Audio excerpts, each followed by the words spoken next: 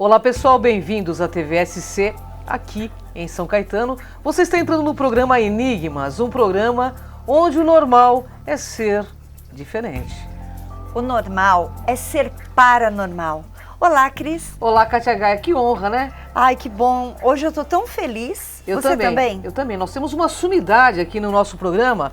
Aliás, você que assistiu a matéria de domingo, né, no Fantástico da Rede Globo, nós estamos aqui com o ufólogo, que vai mostrar imagens inéditas que não conseguiu mostrar na matéria do Fantástico. Então fica coladinho aí, porque Joseph Prado está aqui conosco. Tudo bem, Joseph? Tudo bom, Seja prazer. bem, é o ufólogo Joseph Prado.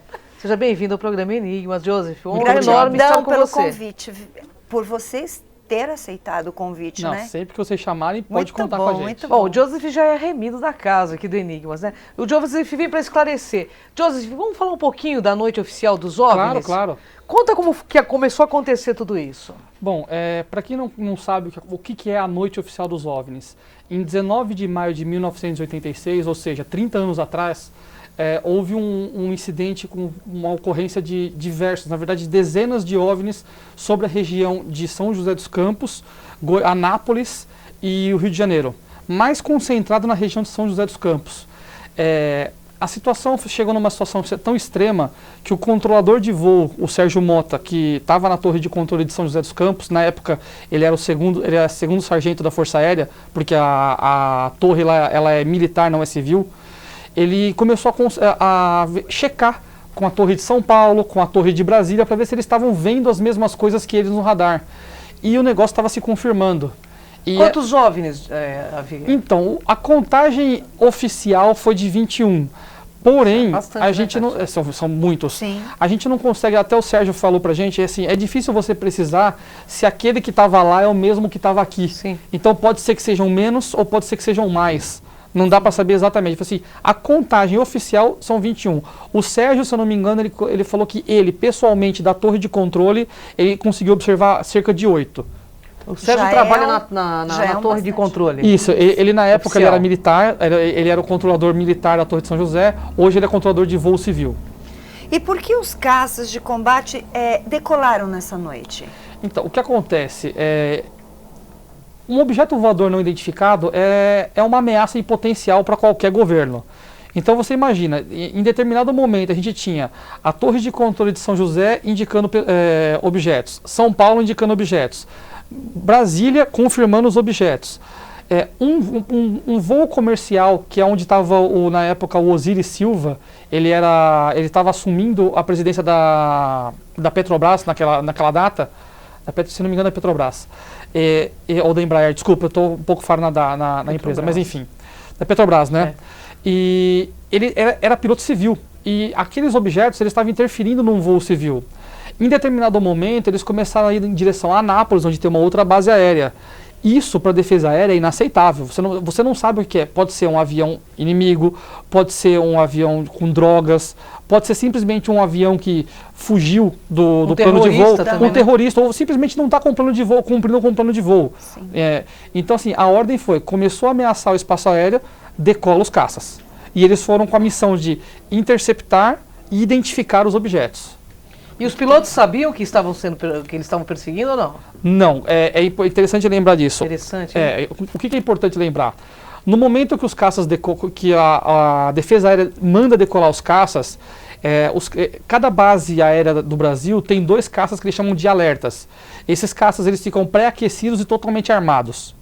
Então assim, se acontece alguma coisa, não tem que esperar preparar o caça. Claro. O piloto decola em questão de minutos. Ele entra no avião e decola. Então assim, quando o piloto sai e decola o alerta, ele já sai sabendo que ele está indo numa missão de interceptação e que ele pode não voltar. Ele já vai ciente, porque assim, ele não sabe o que ele está indo caçar. Ele sabe assim, ó, você tem que ir no setor tal, radial tal e interceptar um objeto que está lá, ponto. Ele vai descobrir o que está acontecendo em voo, ele não sabe o que ele está indo atrás. Olha que louco, hein? Olha, antes de eu fazer minha pergunta, eu quero pedir o vídeo, porque você ali foi feita uma pergunta muito importante, não é? Isso foi. A gente perguntou para o Sérgio Mota o que ele achava disso. E para você ver, ele era o controlador de voo. Vocês vão entender o que estava acontecendo, o que eles não sabiam que estavam perseguindo. Acho que esse vídeo vai esclarecer um pouquinho mais. Muito bom. No seu ponto de vista, que o que você observou naquele dia eram autênticos objetos voadores não identificados? Mas sem sombra de dúvida quanto a isso. Aqueles objetos que eu vi naquela noite, vamos dizer assim, classificar objetos, porque eram coisas sólidas. Elas impressionaram o radar, elas impressionaram a mim com as suas manobras, com os seus deslocamentos. Eram, de fato, objetos voadores não identificados, no sentido clássico que se atribui a eles. Tecnologia que a gente desconhece, se inteligentes ou não, aparentemente no seu comportamento inteligentes, se de outras galáxias, outras dimensões, aí já não é mais o caso. Não entro nesse aspecto porque eu entendo que não é o caso. Eu não tenho elementos para afirmar que sejam tripulados por civilização A, B, C. Isso para mim entra no campo da bobagem. São sólidos, aparentemente inteligentemente conduzidos, e que impressionaram os serviços de controle de tráfego aéreo, os nossos radares e a minha própria observação pessoal. Essa para mim, sem dúvida, é a classificação típica desses fenômenos. São objetos voadores não identificados. O que são, na sua essência, já não me cabe dizer, pois eu não tenho esses tais elementos. E nem... Por que ele não mostra o rosto uma vez que ele já dá um nome? Eu não entendi. Então, isso foi um pedido dele. Ele falou que ele não se importa de falar quem ele é hoje em dia, só que ele quer privacidade na rua. Entendi. Ele não quer ser reconhecido na rua. Ele Perfeito. falou assim, os outros pilotos e controladores hoje estão vindo procurar ele, até trazendo informações. Ele mandou algumas gravações que ninguém tem pra gente já. Entendo. Só que ele falou assim, eu quero paz e tranquilidade na rua. É isso que eu quero. E me diga, os pilotos desses caças, eles conseguiram interceptar os OVNIs? Não. Não conseguiram. O comportamento desses OVNIs era bem interessante. Alguns pilotos conseguiram ver, outros não conseguiram. E eles chegavam, em determinados momentos, a se aproximar dos objetos, mas os objetos se afastavam em velocidades assim extremas. E quando eu digo extremas, eu estou falando de 15 mil km por hora, que é inconcebível para qualquer aeronave conhecida no planeta Terra. O máximo que ele, pelas gravações que a gente ouviu, o máximo que ele conseguiu se aproximar foi a 1,5 milha, 1 milha de distância, que é quase 1,5 km de distância. Isso com os OVNIs já travados no radar. O radar estava pronto para permitir um tiro, mas eles não conseguiam efetivamente se aproximar. Os objetos se afastavam. Agora uma pergunta que não quer calar. Os pilotos poderiam atacar esses OVNIs? Então, poderiam se a defesa aérea desse autorização. Então, certo. Assim, em determinado momento, você ouve na gravação o que eles chamam de anjo, que é o cara que fica lá na torre de Brasília, dizendo, caçador passando a rojão. Aí o piloto responde, caçador em rojão. Esse momento que ele fala caçador passando a rojão, é o momento que o piloto ele ativa as armas e sabe, eu vou entrar em combate. Então, a partir daquele momento, todo o armamento da nave está ativado e ele sabe que ali o negócio pode esquentar. Como eles não conseguiram identificar o objeto, eles não tinham autorização para atirar. Porque imagina se, Deus o livre, é um avião civil com uma criança dentro. Então, assim, antes de você atacar, você precisa ter o contato visual. Sem dúvida. E eles não conseguiam ter, o máximo que eles viam eram luzes. Então, eles não conseguiam identificar o que era efetivamente aquilo. Certo. E por que as informações desse caso, elas foram liberadas só agora? As informações do caso em si já estavam no Arquivo Nacional já há bastante tempo atrás. Mas essas informações... Mas os áudios, eles também estavam lá. Só que o Arquivo Nacional cobrava de cada cidadão que quisesse tirar uma cópia desse material, R$10 um minuto de áudio. E nós estamos falando de cerca de 15 horas de áudio. Então, se você, um cidadão comum, quisesse ir lá pegar, você tinha que ir até Brasília, escutar as 15 horas, escolher os minutos e pagar R$10 um minuto. Dava mais ou menos algo em torno de R$27 mil por pessoa que fosse gastar lá. Nossa, que absurdo, né? Um absurdo. E por conta disso, o ufólogo Edson Boaventura Júnior, que vocês conhecem, sim, sem dúvida, ele tinha um acordo que ele tinha feito de permuta com o Arquivo Nacional, onde ele forneceria os documentos oficiais que ele tinha e o Arquivo Nacional forneceria para ele. E a gente entrou em negociação, eu e ele, o Arquivo Nacional, com a ouvidoria, e começamos a conversar com eles e negociamos a liberação gratuita para toda a população. Então, graças a essa negociação que a gente fez, hoje toda a população tem acesso gratuito a todas as gravações da Noite Oficial dos OVNIs. Muito obrigada. Obrigada, hein? Quem foi o responsável pela liberação dos áudios? A Força Aérea. A própria Força Aérea liberou essa informação por força da lei de acesso à informação e por pressão dos ufólogos. A Força Aérea liberou essa informação no Arquivo Nacional. Particularmente, eu não acredito que eles sabiam que eles estavam liberando esses áudios em específico. Aí eu tô falando assim, a minha opinião. Porque Interessante. eu não sei, para mim, assim, eu posso estar falando uma besteira muito grande, só a Força Aérea vai poder confirmar ou negar o que eu estou dizendo. Mas a minha opinião, acho que foi assim, pega essa caixa aqui e libera para calar a boca deles. E o negócio saiu junto. Entendi. Eu posso estar falando besteira, mas pode ser que seja isso. Interessante. Bem, nós vamos deixar perguntas interessantes para o segundo momento, né, Cris? Vamos, porque nós vamos para um rápido intervalo e voltamos já já. Mas fica aí coladinho que o Joseph vai responder tudo o que vocês querem saber sobre a noite oficial dos OVNIs. Tem outro áudio. E tem outro áudio.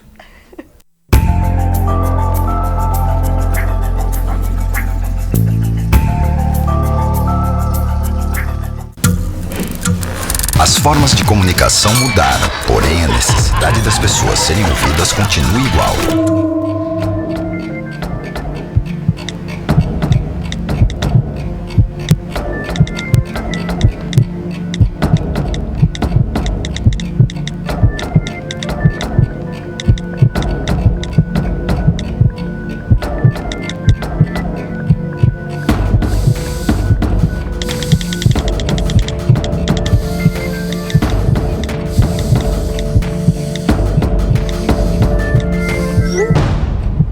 Compartilhe com o CVV aquilo que você não divide com ninguém.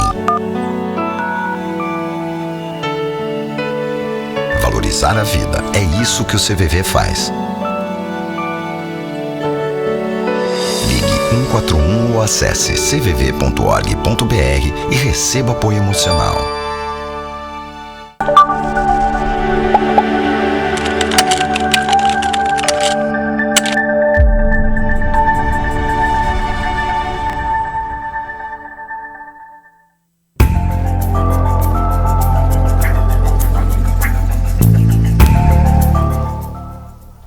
Bem, voltamos ao programa Enigmas e você está gostando, né? Mas para você que está nos assistindo, é muito importante você acessar, sabe o que? O nosso site, www.programenigmas.com.br. Por lá você tem acesso a todos os nossos antigos vídeos, os programas anteriores, inclusive outros que o Joseph já participou também, né? São então, 900 vídeos, né, Katia Gaia? 900 verdade. vídeos do Enigmas com assuntos correlatos à ufologia, espiritualidade. Sim. Então acesse que você vai curtir. Vai valer muito a pena. E você que está participando, já vou fazer a sua perguntinha. Eu tenho aqui uma muito interessante que vai de encontro até um nosso internauta também perguntou. Você acredita que os militares têm informações sobre a origem dos OVNIs de maio de 1986? Não, Kátia. Não tem? Não, eu acredito que não, porque é bem aquele negócio, eles são objetos voadores não identificados, eles não conseguiram efetivamente identificar. Eu acredito assim, eles podem, assim como nós, desconfiar da origem dos objetos, mas efetivamente saber o que eram e Eles de não onde sabem. eram, eu acredito que eles também, nesse ponto, eles estejam tão na dúvida quanto nós. E o internauta, ele pergunta ao João se tem alguma coisa que não foi divulgado. Se tem algo oculto ainda. Tem. Especificamente no caso de 19 de maio de 1986, nós temos informações de que não sei se todos, mas pelo menos 2 dos caças decolaram com câmeras também. Então, assim, existem a filmagem dos caças que filmaram o voo e os OVNIs. Além disso, na documentação e no áudio consta que toda a movimentação do radar foi gravada por Brasília. Esse material também não foi liberado no Arquivo Nacional. Pessoalmente, tentei conseguir essa informação com a Força Aérea e a resposta padrão é que essa documentação não existe. O João, também do bairro Cerâmica, pergunta se existe uma área 51 no Brasil, no seu ponto de vista de ufólogo, pesquisador. Vamos lá. Eu não chamaria de área 51, mas um local que converge as informações tanto da ufologia quanto da parte de forense, na parte de criminologia, é a Unicamp. A gente tem a história do ET de Varginha, que pode ter sido transportada para a Unicamp, e quando você conversa com o pessoal que faz necrópsia, com o pessoal do IML, e até com policiais, você descobre que casos estranhos e crimes estranhos ou corpos estranhos também são misteriosamente levados para a Unicamp. Pois Muito interessante, hein? Bem, tem uma pergunta. Estou curiosa, será que os caças de outros países podem ser facilmente confundidos com OVNI? Quem pergunta é a Thaís Cristina. Então, Thaís, não dá. Em um dos áudios, você até ouve o piloto falando, ele fala assim, olha, ele até faz, isso aqui está muito estranho. o piloto fala. Aí o controlador pergunta para ele, você pode falar que isso eram caças? Ele fala, pelo comportamento não, porque se fosse um caça tinha que ter um avião de abastecimento. Os caças são muito rápidos, vão muito longe, só que a autonomia de voo deles é muito curta, porque ele consome muito combustível. Sim. Então, para um caça de uma outra nação chegar até o local que ele estava, praticamente indo para o centro do Brasil, ele teria que ter abastecido em algum local, num avião-tanque. E isso não estava sendo detectado em local nenhum, porque o avião-tanque é um avião grande, lento, pesado, barulhento. Então, assim, não dá, e também por conta da velocidade extrema e das manobras. Ele desacelerava de 5.000 km por hora para 46 km por hora. Um avião não se sustenta a 46, mal é mal helicóptero, porque ele tem condição de ficar parado. Sim. Mas um avião não se sustenta a 46 km por hora. É uma tecnologia totalmente diferente da nossa, né? Sim, Joseph? sim, desconhecida. Joseph, uma pergunta que não quer calar. Você acha que os militares se arrependeram de apresentar esse caso à população? Sinceramente, eu acho que sim. Porque imagina aquela situação, você por 30 anos nega que você sequer fez um relatório sobre aquilo. Em maio de 86, o ministro da Defesa deu uma coletiva dizendo que em 90 dias eles iam entregar um relatório sobre o que tinha acontecido. 90 dias se passaram, esse relatório não aconteceu. 10 anos depois a gente pediu esse relatório, a gente pediu relatório, eles disseram que não houve relatório porque não houve conclusão. 20 anos depois eles falaram que foi anomalia magnética nos equipamentos. E quando a documentação saiu no Arquivo Nacional, a gente descobriu que 30 dias depois o relatório tinha saído. E lá dizia que os objetos eram sólidos, eram aparentemente inteligentes e eles não conheciam a origem. Quer dizer, imagina para você, como Força Aérea, provar por conta da sua documentação que você mentiu para a população do seu país por 30 anos. Pois é.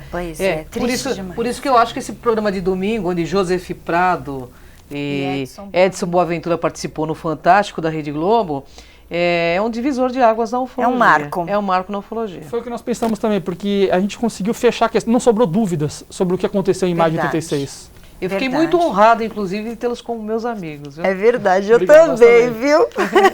Eu vou fazer uma pergunta bem interessante, como as demais, mas esta muitas pessoas querem saber. A Lei de Acesso à Informação, que é LAI, que é a sigla, trará à tona mais detalhes deste ou de outros casos, ou o acobertamento é mais forte que a lei? Olha, sinceramente, o acobertamento é muito mais forte que a lei. Por quê? Tem uma brecha na Lei de Acesso à Informação. Quando você pede qualquer coisa para qualquer órgão governamental, se esse órgão alegar que essa documentação não existe, acabou para você. A gente teve casos em que a gente pediu um documento, que eu tinha uma cópia do documento, eu peguei os dados e pedi oficialmente o documento. Aí a Força Aérea disse que esse documento não existia. Eu falei, gente, mas eu tenho a cópia. Foi assinado por fulano no dia tal, número tal, eu tenho a cópia. Aí a gente recorre várias vezes e eles dizem que não existe. E aí você pode recorrer tanto para a CGU, que é a Controladoria Geral da União, que mudou o nome agora do Ministério, e depois para a Comissão Mista, que é a CMRI. E a decisão final de todas as instâncias foi por conta da isonomia do Estado, ou seja, o Estado nunca mente para o cidadão, eles assumem que o Estado não mente para o cidadão e que um poder não mente para o outro. Eles aceitam que, se eles disseram que aquela documentação não existe, então ela não existe. E por mais que você apresente o documento, eles dizem que eles não são capacitados tecnicamente para provar a autenticidade do documento que você está apresentando. Pois bem. Ou seja, a Lei de Acesso à Informação permite que todo cidadão tenha acesso à informação que o governo quer que você acesse, e não o que você tem direito de acessar. Por que então os militares, né, eles não falam abertamente sobre esses assuntos na mídia? Ou para a população, como acontece no Chile, né? Sim, são duas situações diferentes, distintas. Uma, eu acho que é a situação de impotência. Você chegar para a população e falar que você tem objetos que estão sobrevoando o seu espaço aéreo, por exemplo, e que você não tem tecnologia nem para chegar perto do negócio, mostra uma situação. É complicado para o militar assumir que ele é incapaz frente a algum tipo de força qualquer. Sim. E a outra coisa também é a questão de se expor ao ridículo. Eu trouxe inclusive uma outra parte da entrevista que não foi fantástico, onde a gente perguntou para o Sérgio o porquê que os pilotos e os controladores não falam sobre isso. Dá uma olhadinha. Vamos lá. Muitos controladores de tráfego aéreo têm comunicado outros avistamentos, outras situações. Eu acredito que haja comunicados, que a Força Aérea receba a comunicação de pilotos e controladores. O que acontece é que muita gente procura não tocar no assunto por medo de ridículo. Então, controladores e pilotos muitas vezes se calam a respeito dessas ocorrências, alguns por medo do ridículo. Mas já houve época, inclusive, de comandantes. Isso, na década de 70, eu conversei com um comandante da VASP que viu um negócio absurdo dentro da área de Campo Grande e que falou para mim, se você disser que eu falei isso, eu vou dizer que você está mentindo. Ele viu um objeto gigantesco, fusiforme, metálico, que emanava luz na frente de um Boeing 737 da VASP. Ele tentou seguir o objeto desapareceu nas estrelas como se nunca tivesse existido. E ele e o copiloto dele assistiram isso. Ele falou isso para mim e disse, olha, eu te contei, mas se você disser que eu contei, eu vou dizer que é mentira tudo. Interessante. Muito interessante, né? Bom, pessoal, essa matéria não foi para o Fantástico, é exclusiva aqui do Enigmas, olha que legal. Isso mesmo. Eu e todos desejamos saber por que este caso é importante para a ufologia. Olha, no meu ver, ele é importante para a ufologia não só nacional como mundial, porque ele não deixa dúvidas da existência e da ocorrência de objetos voadores não identificados. Nós temos pilotos que declararam ter visto, pilotos que atestaram as manobras absurdas, nós temos registro nos radares das aeronaves, pelo menos de 5 aeronaves, nós temos os armamentos das aeronaves conseguiram travar no alvo, nós temos pelo menos 3 torres travaram, eles conseguiram, eles entram num modo que chama de Judite. Ele estava pronto para disparar um míssil, ele só precisava do ok do ministro da Defesa. Se tivesse o ok da Defesa Aérea, ele disparava o míssil, ele estava com o alvo travado no radar. Quer dizer, é um negócio absurdo. Além disso, nós tínhamos 3 torres de controle observando os objetos, além dos controladores de voo que estavam vendo e as pessoas que estavam vendo os objetos e ligando para a Força Aérea, reportando. Quer dizer, não existe dúvida do que aconteceu. Tivemos 21 OVNIs sobre o Brasil, em São Paulo, né? Exatamente. Maio de 86. 19 de maio de 1986. Olha que maravilha, né? Bem, por que os militares, eles evitam falar desse assunto, sobre o assunto OVNI? Por que você acha que eles evitam? A gente falou agora há pouco, é a questão deles se expor ao ridículo, é uma situação complicada para eles. Não tem como provar, é uma verdade relativa de ponta ainda. Exatamente, né? Exatamente. Para você, as Forças Armadas brasileiras, elas investigam ou investigaram OVNIs de maneira oficial? Internamente, sim. Há muitos anos atrás, algumas décadas atrás, existia um órgão oficial da Força Aérea Brasileira, que inclusive era sediado aqui no 4º Comar, em Ipiranga, que era o CIOANI, que era o Sistema de Investigação de Objetos Aéreos Não Identificados. Era um órgão oficial, misto, entre ufólogos civis e militares, que investigavam os casos não só de observações de OVNIs, mas como nós, os ufólogos, fazemos hoje, indo nos lugares, entrevistando as testemunhas. Eles iam com psicólogos, faziam o perfil psicológico das pessoas, fotografavam, faziam croquis. Eles, inclusive, tinham uma carteirinha que eles podiam apresentar, onde na carteirinha estava escrito favor providenciar auxílio das forças militares e armadas se necessário. Quer dizer, o cara podia carteirar em nome de uma pesquisa ufológica. Isso era feito no passado, secreta, porém abertamente, porque eles tinham que se apresentar em um momento. E eu acredito que hoje seja feito também secretamente, porque é importante para qualquer instituição militar ter o controle do seu espaço aéreo. Então eles têm que investigar isso. Claro. Eu tenho uma pergunta que não quer calar, tá? Que inclusive é dos internautas do Enigmas que me passaram antes de chegar ao programa. O Edson Boaventura, ele diz no final do Fantástico: não posso afirmar que são aeronaves extraterrestres. É isso? Exatamente. Me perguntaram isso também, teve um monte de gente que ficou indignada na internet com essa declaração. Mas vamos ser objetivos. E eu acho que qualquer ufólogo sério não pode falar que são extraterrestres. Porque pode até não ser São objetos voadores não identificados. Se eu falei que é extraterrestre, eu já identifiquei.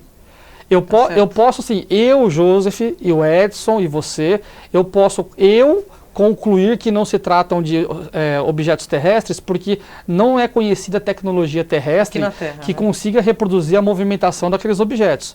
Mas entre eu acreditar e eu concluir eu afirmar, esse são é o papel coisas... de um pesquisador sério. Exatamente, são coisas distintas. Então é por isso que o Edson deixou isso muito claro. Nós não podemos afirmar. Mas existe uma probabilidade de... Exatamente. Eu, pessoalmente, é o que eu penso, e eu também sei que pessoalmente é o que ele pensa, que são de origem extraterrestre. Claro. Mas eu não posso afirmar isso categoricamente, porque eu não tenho elementos para isso. Perfeito. Tem mais uma pergunta de um de uma internauta. O que você acha que esses OVNIs vieram fazer aqui no Brasil? Será que era uma missão de reconhecimento do local ou apenas se perderam por aqui? É a Carol, do bairro Santa Paula. Carol, uma pergunta muito inteligente, porque é o que eu costumo falar. Eu tento ver os OVNIs e os seus tripulantes da mesma forma que a gente vê o que nós fazemos hoje no mar profundo, ou o que nós fazemos no espaço, indo com as sondas que a gente manda para Marte. Eu acredito que eles estejam fazendo na Terra o que nós vamos fazer quando nós chegarmos num planeta e encontrarmos vida. Nós vamos chegar quietinhos, vamos tentar não intervir, porque eu não sei como é que vai ser a reação deles, e vou tentar coletar informação. Se for uma sonda, talvez ela tenha a capacidade de coletar informação atmosférica, do solo, radiação, não sei, a gente não sabe os parâmetros que eles podem estar usando. Mas realmente eu acredito que a missão deles, e digo mais, de todos os OVNIs que estão aqui, é essa. Por quê? Pesquisa. Pesquisa, porque se o intuito fosse dominar o planeta, eles tinham feito isso muito antes da gente ter tecnologia bélica. Sem dúvida. Mas nós estamos nos nossos 2 minutos finais e tem uma pergunta que não quero calar. No ponto de vista do Joseph, pesquisador, que eu sei que é uma assumidade no assunto, Obrigado. Seríssimo, eles são pacíficos? Eu vou dizer o que eu costumo dizer sempre. Eles são tão pacíficos para nós quanto nós somos pacíficos quando fazemos um implante de uma orelha humana nas costas de um rato. O cientista que está lá pesquisando para nós a regeneração do corpo humano e aquela cirurgia para não rejeitar um corpo estranho no corpo do rato, ele é bom ou ele é ruim? Para nós ele é maravilhoso, ele está dando chance para pessoas que perderam membros terem membros reimplantados. Mas e para o rato? Então acho que o bom e ruim realmente ponto de vista, é o ponto de vista, exatamente. Bem, para vocês que querem conhecer um pouco mais, porque tem muitos vídeos interessantes lá no portal. Bem, Joseph Prado, como vocês entram em contato? www.portalburn, tem aí no gc.com.br, e no YouTube, o canal deles é www.youtube.com/portalburn, e também o Facebook, vocês também vão encontrar. Então tá aí para vocês, por favor, entrem e contato, porque vale muito a pena. Isso, e quem se inscrever no nosso canal do YouTube lá, já fica esperto que nessa semana ou na próxima já vou liberar mais uma das fitas dos caças da Noite Oficial dos OVNIs. Muito bom. Quem tiver inscrito vai ser avisado. Eu tenho uma pergunta para deixar um gancho para você voltar. Opa! Novidades do caso Varginha, como você avisou pra gente no último programa? Sim, nós estamos aí, a gente está tentando falar com uma das pessoas que viu o ser lá na Unicamp. A gente conseguiu identificar uma pessoa. Ele já autorizou a gente a usar o vídeo dele sem mostrar o rosto, como a gente fez no caso do Sérgio. E agora a gente está tentando localizar a pessoa que estava junto com ele. Perfeito. Bom, Joseph, Fica o convite, infelizmente estamos nos nossos momentos finais e agradecemos imensamente sua presença, Joseph. Eu que agradeço a participação. Uma honra estar contigo. E você, espero que tenha gostado, porque Joseph é uma sumidade. E convidamos você aí, dia 24 de julho, aqui em São Caetano, Congresso de Ufologia e Espiritualidade, na Teatro Santos Dumont, Avenida Goiás, 1111, né, Cátia? Isso mesmo, num domingo, o dia todo, das 10 até as 18 horas. Esperamos vocês. Vem com a gente. Até o próximo Enigmas. Tchau. Gratidão.